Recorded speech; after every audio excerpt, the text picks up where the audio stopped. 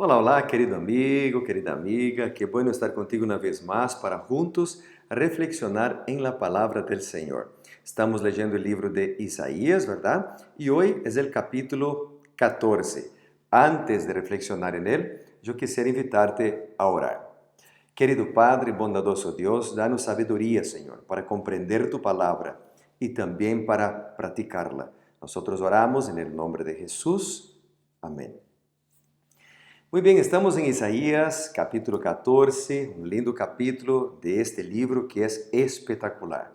Isaías capítulo 14 tiene tres partes que son tres profecías del profeta. La primera parte es desde el versículo 1 hasta el versículo 23 y es una profecía contra Babilonia. La segunda parte es desde el versículo 24 hasta el versículo 27 con una profecía sobre la destrucción de la Asiria. Y la tercera parte de Isaías 14 es desde el versículo 28 hasta el versículo 32, que es una profecía contra Filistea. Acá nosotros también tenemos una declaración, en esa declaración contra Babilonia, una idea de que, de acuerdo con los expertos, de que este capítulo fue escrito alrededor del año 716, 715. Y en el versículo 1 tenemos acá la declaración, Jehová tendrá piedad de Jacob. Versículo 3 dice, en el día en que Jehová te dé reposo de tu trabajo. Qué linda declaración. Dios tiene piedad de nosotros, de sus hijos. Estos dos versículos yo voy a dejarlo para el final y voy a volver en ellos. Porque el capítulo 14 tiene elementos históricos muy importantes. El capítulo 14 contempla el futuro.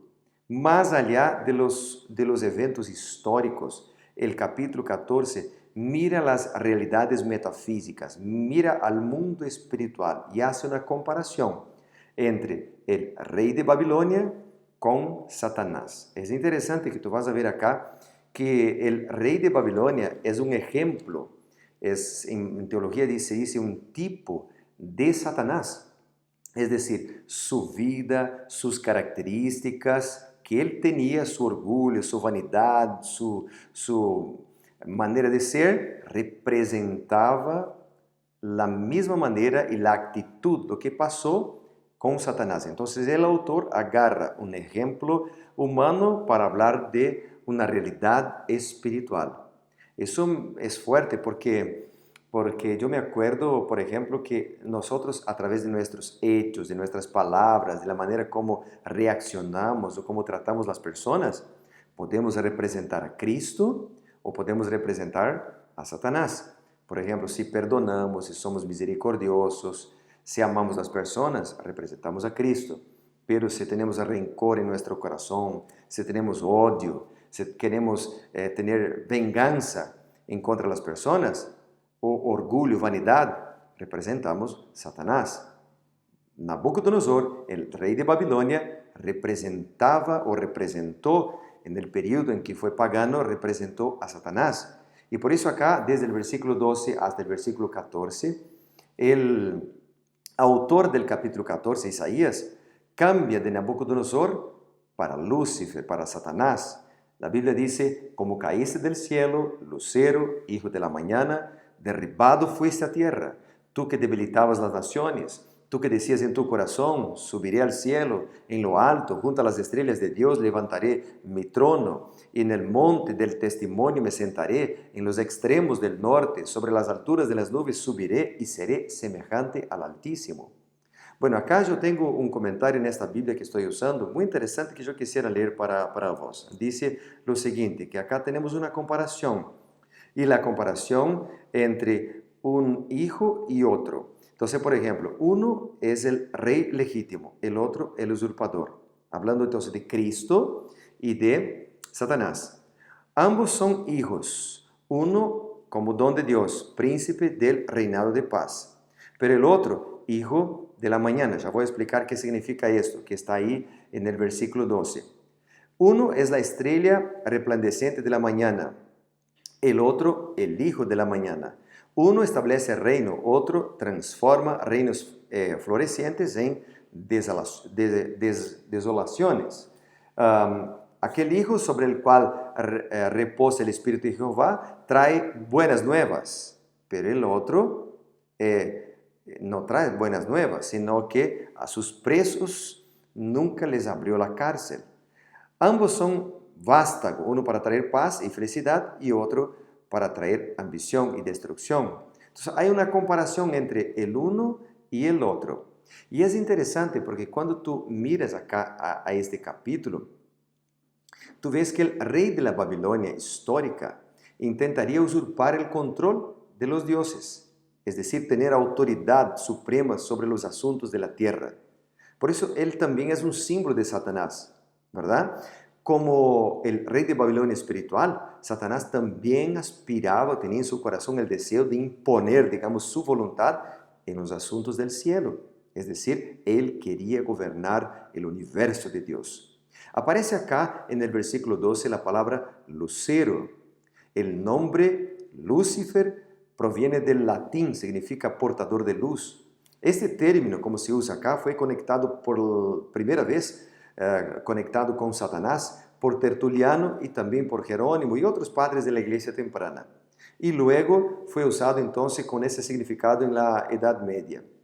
Pero Pedro en el Nuevo Testamento refiere a Cristo con la palabra fósforos en griego, que significa estrella de la mañana, en 2 Pedro capítulo 1, versículo 19.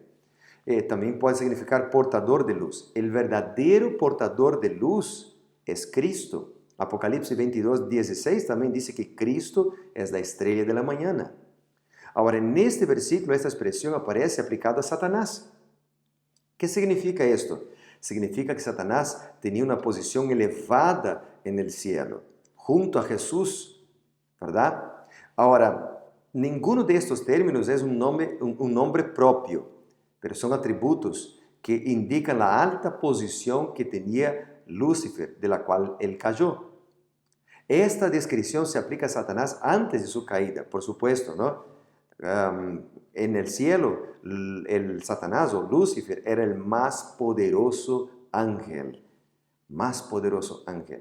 Y es interesante, ¿por qué ha caído? Dice acá el versículo 14, dice que él quería subir en las alturas de las nubes y ser semejante al Altísimo. Amigo, Lucifer quería ser como Dios. ¿Cuál es el problema de eso? ¿No tenemos nosotros que querer ser como Dios también? Es verdad, ese es un buen deseo. Solo que Lucifer no quería ser como Dios en su carácter, sino que quería ser como Dios en su posición, en su poder, en su gloria.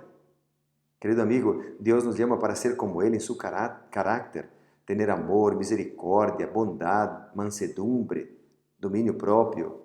Pero Lucifer quería ser como Dios en su poder. Deseó para sí mismo el honor que debía rendir a Dios. Siendo solo una criatura, buscó el honor debido al Creador. En lugar de buscar hacer a Dios supremo, buscó para sí el primer lugar. Esto fue el problema de Lucifer y por esto él fue echado fuera. Versículo 19, tú fuiste echado para la tierra. Y versículo 20 dice, tú destruiste la tierra. Eso es triste, ¿no? Porque Satanás es quien ha traído el mal para esta tierra, la destrucción, el dolor, la angustia. Él es el padre de la mentira.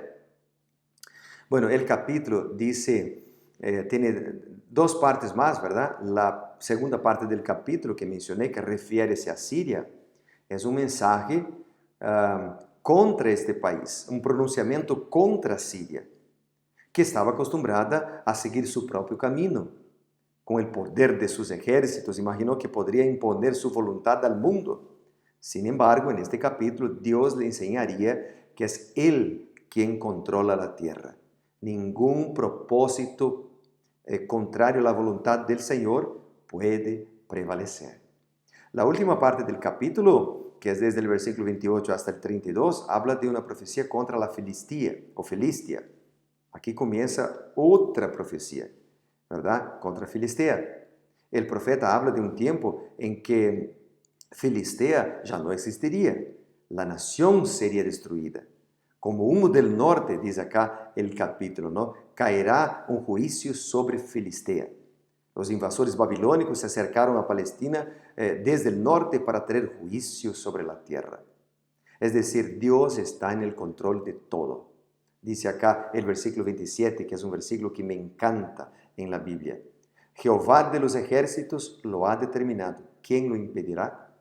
Querido amigo, este versículo es uno de los versículos que yo quisiera recalcar hoy. Jehová de los ejércitos ha determinado. ¿Quién lo impedirá?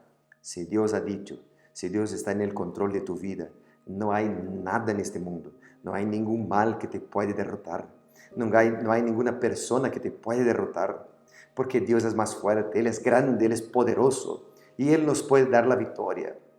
Querido amigo, este capítulo 14, versículo 1 dice, Jehová tendrá piedad de Jacob, tendrá piedad de Evandro, tendrá piedad de Pedro, de Paulo, de Patricia, de Juan. Él tendrá piedad de sus hijos. Y dice que Jehová dará reposo de nuestro trabajo. Trabajo acá en el versículo 3 tiene que ver con luchas, con problemas, con dificultades. Dios está dispuesto a nos dar reposo. Dios está dispuesto a nos dar liberación. Dios está dispuesto a trabajar por nosotros. Este Satanás, este Lúcifer que es presentado acá, y es representado por el Nabucodonosor, ya fue derrotado. Nabucodonosor también fue derrotado cuando tuvo que andar en medio de la naturaleza como un animal. Satanás también fue derrotado en la cruz del Calvario y por ende nosotros tenemos la victoria en Cristo Jesús. Ahora, si andamos solo, si andamos sin Él, vamos a tener la derrota. Por eso, hoy Jesús nos llama para agarrar en su mano, para confiar en Él y Él nos dará la victoria. ¿Qué le parece? Vamos a aferrarnos al Señor Jesucristo, vamos a confiar en Él. Si lo hacemos, Él nos dará la victoria. Vamos a orar por esto. Querido Padre, bondadoso Dios, danos sabiduría, danos tu poder, danos tu gloria. Ayúdanos, Padre amado, a confiar en Cristo Jesús, Él que es el Todopoderoso que puede dar la victoria contra Satanás. En este momento oramos en el nombre poderoso de nuestro Señor Jesucristo. Amén y amén. Dios te bendiga, amigos. Mañana nos vemos una vez más para ser reavivados por su palabra. Chao, chao.